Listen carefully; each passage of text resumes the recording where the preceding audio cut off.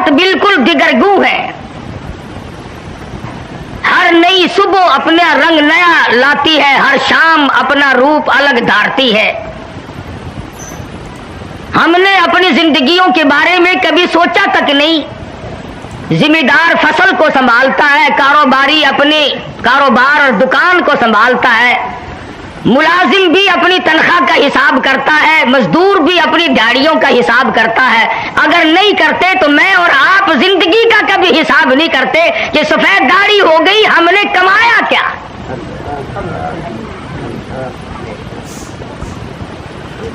اتنی راتیں بیت چکی، اتنے دن بیت چکے، یہ عمر کا اتنا معقول حصہ گزار چکا ہوں، میں نے کمایا کیا ہے؟ حضرت سری رحمت اللہ علیہ فرماتے ہیں کہ میں نے ایک بزرگ کو دیکھا، وہ خشک ستو پھانک کر اوپر سے پانی پی لیا۔ تو میں نے عرض کیا حضرت جی پانی میں گھول کر کے بھی نہیں پیا؟ تو فرمانے لگے بیٹا میرا یہ عمل 40 سال سے جاری ہے، 40 سال گزر گئے خشک ستو پھانک کر پانی پی لیتا ہوں۔ تو پوچھا حضرت کیوں؟ فرمایا میں نے روٹی کھانے میں، چبا کر کھانے میں اور ستو پھانکنے میں حساب کیا، جتنی دیر میں آدمی روٹی چبا کر کھاتا ہے، مزے لے لے کر کے کھاتا ہے، اتنی دیر میں آدمی 170 مرتبہ سبحان اللہ سبحان اللہ سبحان اللہ کہہ سکتا ہے، اور پیٹ بھرنے کے لیے اتنا بڑا خسارہ کون اٹھائے؟ اللہ۔ یہ تھے وہ لوگ جو اپنی زندگی کا حساب کرتے تھے۔ شاہجہاں پور میں ایک بزرگ تھے جنہوں نے ساری عمر ایک چھوٹے سے کھٹولے پہ سو کے گزار دی۔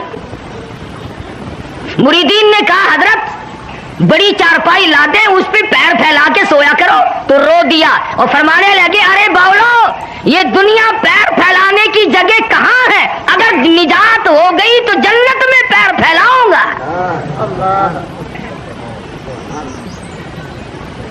شاہ عبد القدوس گنگوہی سب کہہ دو رحمت اللہ علیہ، گزرتے گزرتے ایک پخانے کا ڈھیر لگا ہوا تھا، وہیں کھڑے ہو گئے۔ مریدین نے ناک پہ کپڑا رکھا ہوا ہے اور سوچنے لگے آج حضرت کو کیا ہوا، کہاں کھڑے ہو گئے؟ فرمانے لگے یہ ڈھیر تمہیں ایک سبق دے رہا ہے۔ ہم نے کہا یہ تو نئی بات سنی، گندگی سبق دینے لگ گئی، کیا سبق؟ فرمانے لگے یہ سبق دے رہا ہے کہ کل میں مٹھائی کی صورت میں رکھا تھا، جو دیکھتا تھا منہ میں پانی آ جاتا تھا، پھل فروٹ کی صورت میں تھا، غلے اور اناج کی شکل میں تھا، ہزاروں قسم کی شکل میں تھا۔ اے انسان ایک رات تیری صحبت میں گزاری، میرا یہ حال ہو گیا ہے۔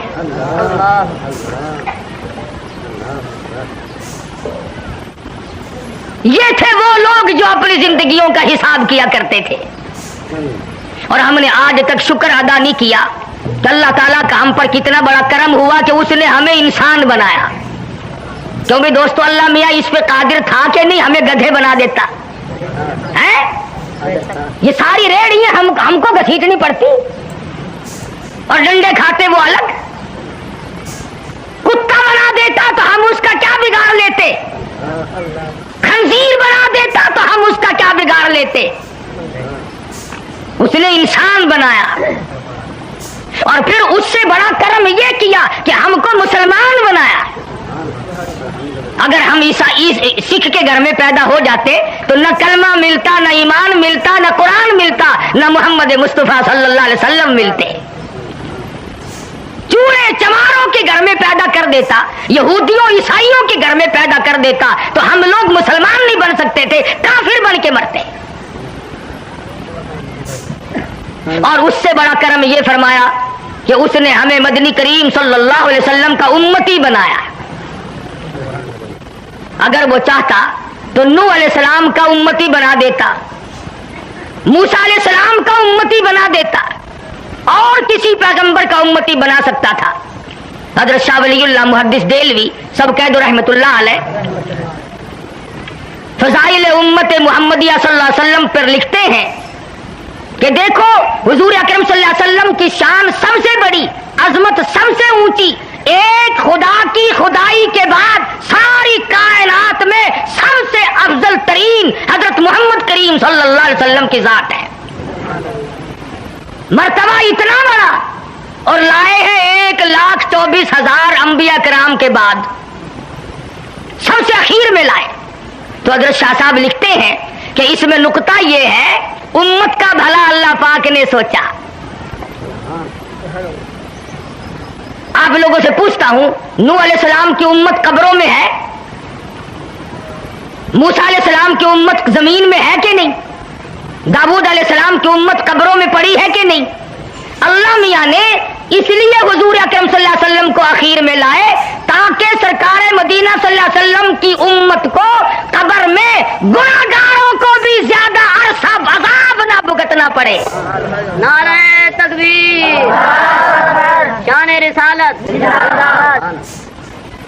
लाखों बरस गुजर गए नूह अलैहिस्सलाम की उम्मत को अज़ाब भुगतते, फरमाया आखिर में लाओ ताकि गुनाहगार का भी भला हो।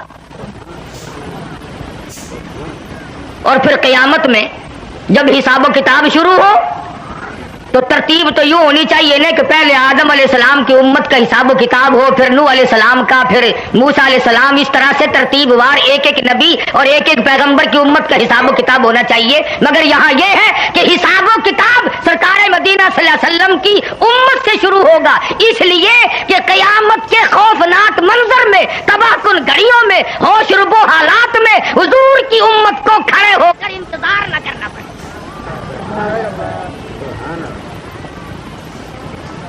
तुम्हें क्या मालूम है कि इंतजार की घड़ियां कितनी महंगी होती हैं? ये बात असल में इश्क की है। जिसको इंतजार करना पड़े उसे पता चलता है कि एक एक घड़ी 100 बरस की बन जाती है।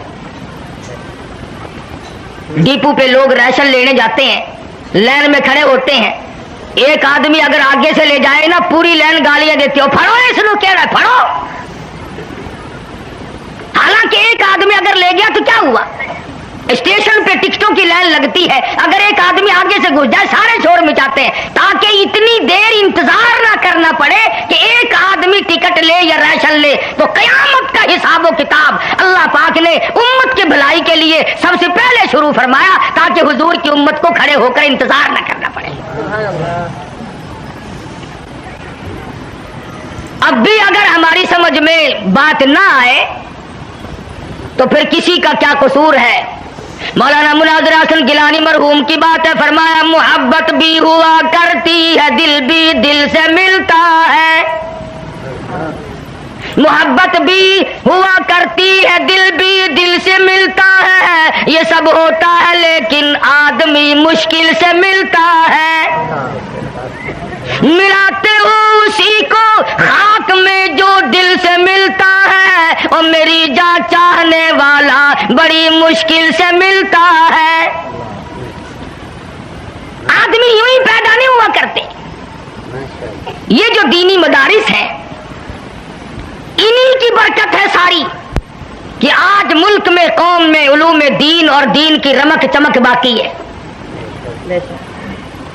वरना कौम ने कोई कसर ना रखी कुरान करीम से अदावत में, बगावत में, नफरत में। जो भी अच्छा होशियार लड़का होगा, तनोमंद सेहतमंद होगा, वो कॉलेज पढ़ेगा। अंधा लंगड़ा लुल्ला जो होगा वो मदरसे में आएगा। जिसकी लात मारी जाए उसका बाप मदरसे में लेके आता है, मौली साहब, कारी साहब, इसकी वालदा को बड़ा शौक है कुरान पढ़ाने का, बस 4 बच्चे हैं, हमारा इरादा ये है कि इसको तो कुरान का हाफिज ही बनाना है। अरे बनाना तेरी माँ का बस है, इसको तो वो अंग्रेज लेता ही नहीं। अंधे काने लंगड़े लुल्ले कुरान के लिए और सारी आल औलाद अंग्रेज के लिए।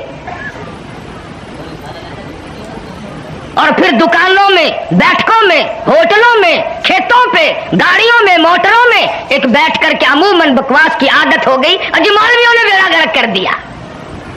ये हवाई जहाज अगवा करके जो ले गए थे, ये मौलाना थे?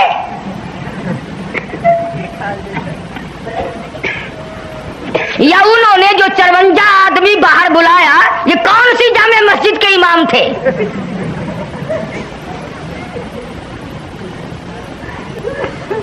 जिम्मेदारी से कहता हूं, बरेलवी, अहले हदीस, तीनों मकतबे फिक्र के उलमा की तरफ से जिम्मेदारी से कहता हूं, 14 अगस्त सन 47 से लेकर, समझना, 14 अगस्त सन 47 से लेकर आज 16 अप्रैल सन 81 तक का जिम्मेवार हूं कि आज तक किसी मकतबे फिक्र के आलिम ने मुल्क के खिलाफ गद्दारी नहीं की। मैं तो दूसरों का भी जिम्मेवार बनता हूं। कोई बरेलवी आलिम, कोई अहले हदीस आलिम, कोई देवबंदी आलिम साबित करो, मुकदमा चलाओ। तुम मौलवी को तकरीब पसंद मुल्क के टुकड़े करने में साबित तुम करो, फांसी कारी हनीफ को लगा देना।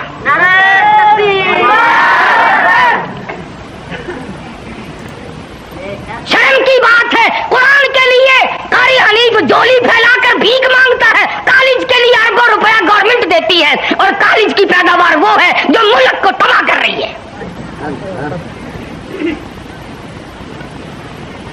16 साल तेरा बच्चा कॉलेज में पढ़ता है, मगर तेरा जनाजा पढ़ाने के काबिल नहीं बनता। और तू तो साडे मत्थे लगे होया, पैदा होया तो बांग आसी दिती, तेरी मां का निकाह आसी पाया, तेरा प्यो मरेगा जनाजा आसी पड़ा, साडे को नस के जावेगा किथे?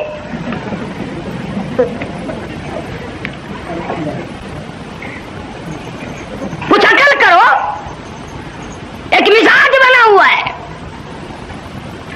और अगर रिजल्ट देखो ना, मिडिल का, मैट्रिक का, कॉलेज का, एफए का, बीए का, हमारे अरबी मदरसों के मुकाबले में रिजल्ट ला के दिखाओ।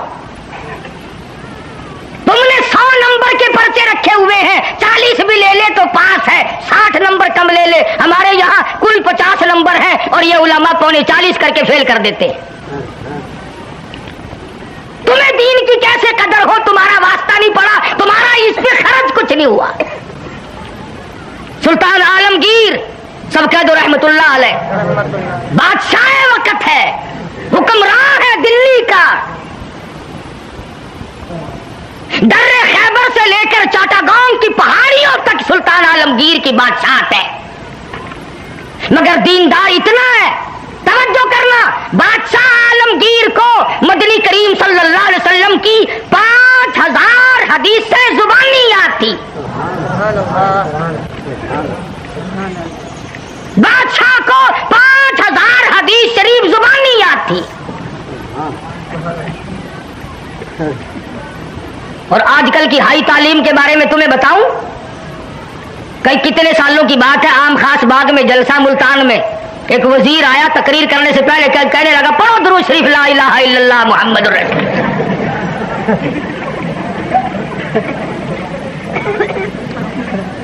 तालीम बहुत हो गई है।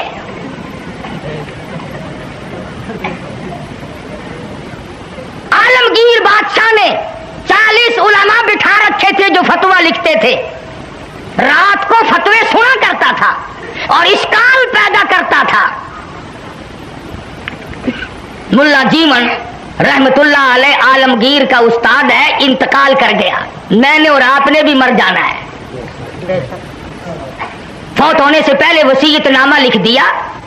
फरमाते हैं, मेरी नमाज जनाजा वो आदमी पढ़ाए जिसकी तमाम उम्र में जब से होशो हवा संभाला है, उसकी एक दिन भी सफर में, हदर में, दुख में, दर्द में, बीमारी में, कभी भी किसी हाल में भी तहज्जुद की नमाज कज़ा न हुई हो।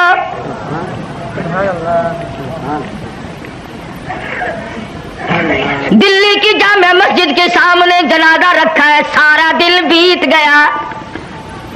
उलमा मौजूद है, मुहद्दिसीन मौजूद है, मुफ्ती मौजूद थे, कारी मौजूद थे, काजी मौजूद थे, मगर कोई जनाजा पढ़ाने की जुर्रत नहीं करता। कभी ना कभी दुख में, दर्द में, शादी में, गमी में तहज्जुद की नमाज चली जाती है, कोई जुर्रत नहीं करता। असर का वक्त हुआ, बादशाह आलमगीर उस्ताद मोहतरम के जनाजे के करीब पहुंचा और मुंह से कपड़ा उठा के कहने लगा, ओ अल्लाह वाले, तुझे क्या मिला? दुनिया से जाते जाते मेरा राज खोल गए।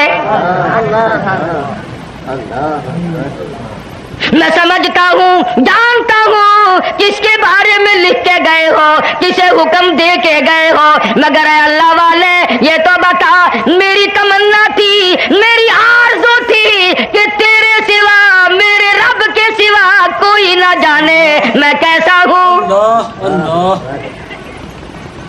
والذین یبیتون لربہم سجدا وقیاما، وہ لوگ کتنے کامیاب ہیں جن کی راتیں سجدوں اور قیام میں بیت جاتی ہے. امن ہوا قانت آناء اللیل.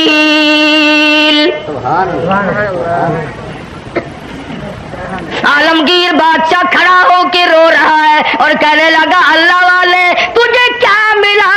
دنیا میں میرا راز کھول دیا، اب میں بڑا مشکل میں ہوں.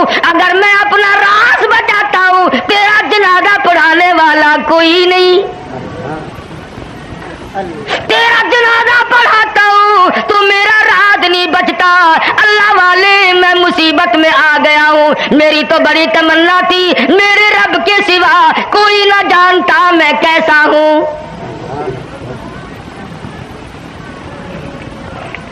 اب میں اور کیا کر سکتا ہوں، میرا اللہ مالک ہے. کھڑے ہو کر کے فرمانے لگے او لوگوں صفے درست کرو، میں فقیر جناب اولاد قرآن نہیں پڑھتی، ملکوں کی اولاد قرآن نہیں پڑھتی، ملکوں کی اولاد قرآن نہیں پڑھتی، خانوں کی اولاد نہیں پڑھتی، تھانے دار کی اولاد قرآن نہیں پڑھتی، اے سی کی اولاد قرآن نہیں پڑھتی، تحصیلدار کی اولاد قرآن نہیں پڑھتی. اس لیے کہ اس کو کوئی مقدس کتاب نہیں مانتا. ساری عمر میں چودھری نے کبھی بنگلے میں، کوٹھی میں، مکان میں، دکان میں قرآن کو داخل نہیں ہونے دیا. ہر چیز مکان میں آئے گی، دنیا دار آئیں گے، چھوٹے بڑے امیر و غریب بنگلے میں ڈیرے میں آئیں گے جائیں گے، مگر اللہ کے قرآن کے لیے داخلہ بند ہے.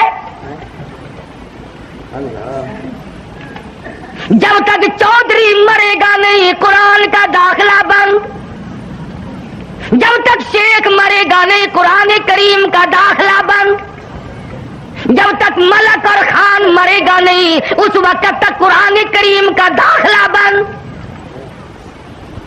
جب مر جائے فوراً داخلہ کھلتا ہے. اس مسجد کے مولوی کو بھی بلا کے لاؤ، اس مسجد کے مولوی کو بھی بلا کے لاؤ، ادھر کے طالب علم بھی بلاؤ، ادھر کے طالب علم بھی بلاؤ، چاروں طرف بیٹھے ہیں، قرآن مجید کی تلاوت ہو رہی ہے. مرنے والے کا بیٹا بیچ میں کھڑا ہوتا ہے اور کہتا ہے مولانا او قاری صاحب آج تو اتنا قرآن پڑھو، آج تو اتنا قرآن پڑھو، آج تو اتنا قرآن پڑھو، میرے ابا مرحوم کو بہشت میں ٹھوک کے جانا.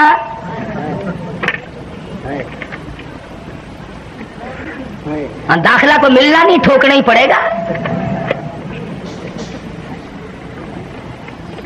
آج قرآن یاد آیا، اس کا مطلب تو یہ ہوا کہ یہ قرآن مردوں کے لیے اترا ہے.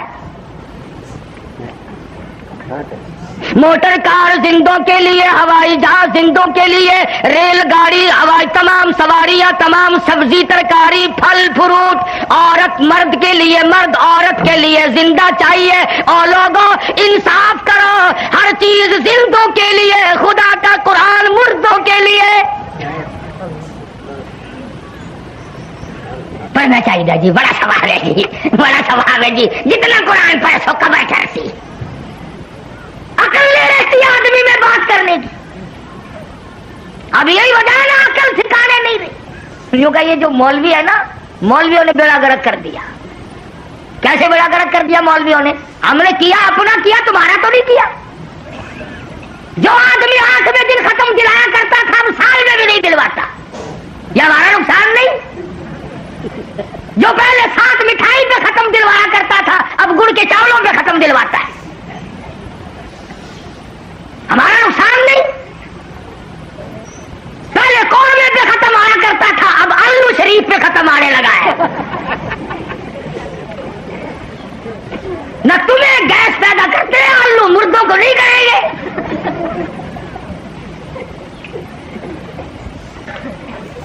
یہ ساری کی ساری باتیں بے عقل پن میں آدمی کرتا ہے. جب عقل سلیم نہیں رہتی اس وقت یہ بات کرتا ہے.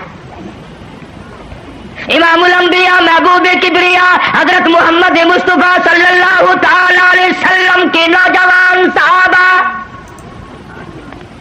مرد تھے یا جوان تھے، امیر تھے، غریب تھے، تمام کے تمام نے کمال کر دیا. اور خود خدا کہتا ہے اولئک کتب فی قلوبہم الایمان. یہ وہ لوگ ہیں جن کے دلوں پہ میں نے ایمان لکھ دیا. اور فرمایا والانصار الذین اتبعوہم بإحسان رضی اللہ عنہم ورضوا عنہ. یہ مہاجرین، یہ انصار، یہ ابو بکر، یہ فاروق، یہ عثمان ذی النورین، یہ علی مرتضی، یہ تمام کے تمام صحابہ کرام، اللہ فرماتے ہیں ان کی بات نہ کرو، اپنی کرو، میرا فیصلہ سن لو. رضی اللہ عنہم ورضوا عنہ. تم سے راضی، یہ مجھ سے راضی. میں بھونکنے والے کون ہو؟ تم کون ہو؟ تمہیں کیا مطلب ہے؟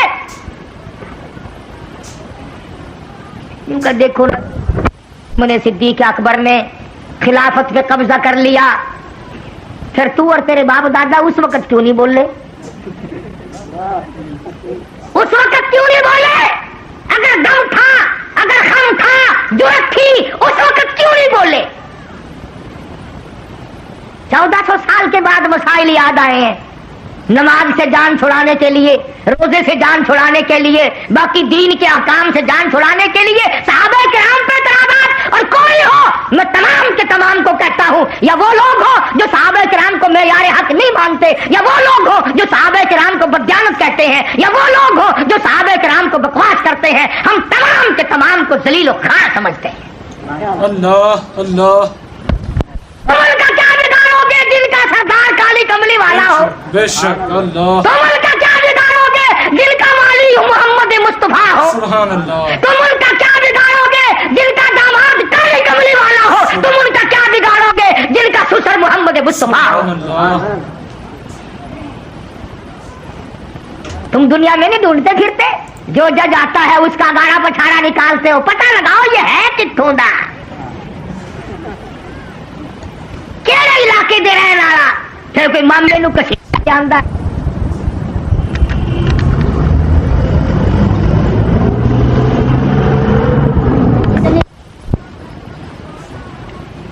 ارشاد فرمایا لوگوں، میں نے تمام لوگوں کے احسانات کا بدلہ چکا دیا، پر ابو بکر کے احسان کا بدلہ خدا دے گا. تم نے بھی تجویزیں بنائی، میں نے بھی تجویز بنا لی، میری تجویز کامیاب رہے گی. چاروں طرف سے دشمن اکٹھے ہو کر کے آ گئے. نبی کو اڑا دو، ختم کر دو، قتل کر دو. ابو جہل نے تلواریں سب کو ننگی دے دی اور کہا کندھے سے کندھا ملا کر کھڑے رہنا، نکل نہ جائے نبی.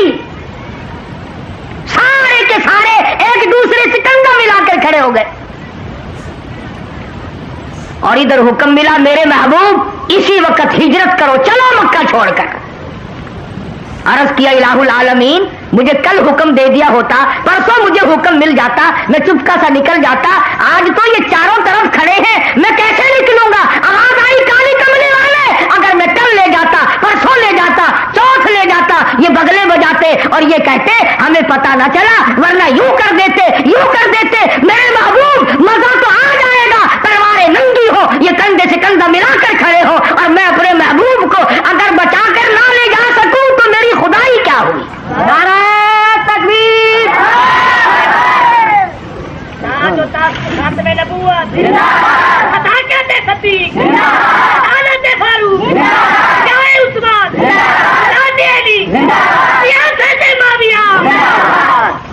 ہی تو لے جانے کا مزہ آئے گا. الہی نکلو کیسے؟ فرمایا مٹھی بھر کر مٹی کی ان کی طرف پھینک دو. الہی میں کس کس کی طرف پھینکوں؟ فرمایا ایک طرف پھینک دو، ہوا میری غلام ہے. چاروں طرف کھڑے ہونے والے نوجوانوں کی آنکھوں میں مجھے اپنی کبریائی کی قسم سرما میں ڈال دوں گا. نبی نے مٹھی بھر کر مٹی کی پھینک دی. سب کی آنکھوں میں تشریف لے گئی. ایک دوسرے کو برابر میں کہنے لگے کیوں ہے بدماش میری آنکھ مٹی پھینک دی. انہوں نے کہا واہ پہلے پھینک کر پھر بھونکنا بھی شروع کر دیا. تلواریں تو دی پھینک اور لگ گئے ایک دوسرے کی مالش کرنے. ابو جہل جو آیا آ کے کیا دیکھتا ہے حجرے کے چاروں طرف ماتم ہو رہا ہے. کہنے لگا بھلے لوگوں یہ کیا شروع کیا تم نے, یہ کبڈی کبڈی کیسی ہو رہی ہے. اندر کا بھی پتہ کیا. ادھر کالی کملی والے صلی اللہ علیہ وسلم نے اللہ میاں کی حضور میں عرض کر دیا میں چلتا تو ہوں جاتا تو ہوں ہجرت ضرور کروں گا تیرے اذن اور امر کے بغیر تو میں جی نہیں سکتا. پر اے پروردگار میں نبی ہوں امام الانبیاء ہوں مکے والوں کی امانتیں میرے پاس ہے سونے چاندی کی زیورات میرے پاس ہے ابو جہل کی لڑکی کی بالیاں چھلے میرے پاس ہے. اس وقت امانت واپس کیسے کروں اور اگر امانت رہ گئی نبوت کے دامن پہ داغ آ جائے گا.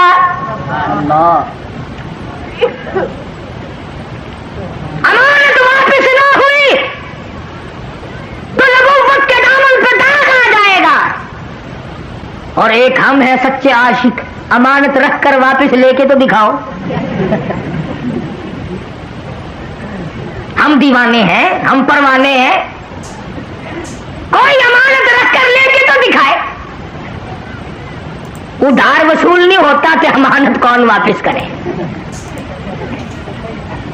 صحابہ کرام وہ نوجوان تھے یہود و نصارا عیسائی لوگ 2-2 سال کے لیے سفر میں جاتے تھے اپنی جوان خوبصورت بچیوں کو صحابہ کرام کے گھروں میں چھوڑ جاتے تھے.